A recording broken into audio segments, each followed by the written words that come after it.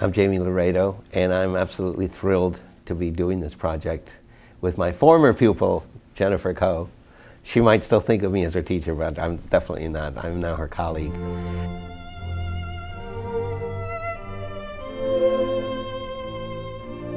Jaime's been such a huge influence, both musically as well as personally.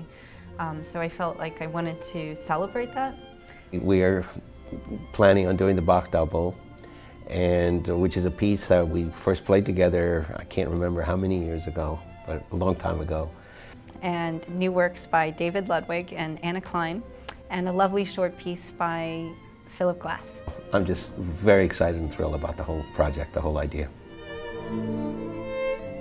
Jaime and I first did the Bach Double when I was still a student at Curtis. For me personally, it was one of the most beautiful experiences I had, because in a sense, everything that I knew of Jaime as a teacher and as a person was so clear in his playing. It was kind of a generous dialogue. And I think he's the same way as a person, because he gives his students the space to be themselves. I had never had a student that was so curious, so she wanted to know everything. She wanted to know everything about everything. She wanted to play all kinds of music. It was about really wanting to capture that kind of relationship, both in concert as well as in recording.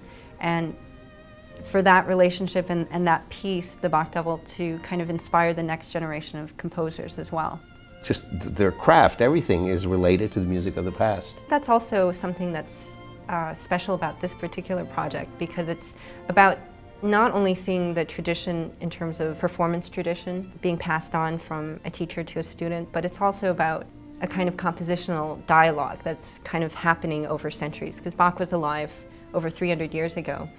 And these two composers, David Ludwig and Anna Klein, are writing for the same instrumentation and the same instruments that Bach wrote for. So it's kind of a dialogue that's happening kind of over the span of over 300 years. So I think that's quite exciting for me.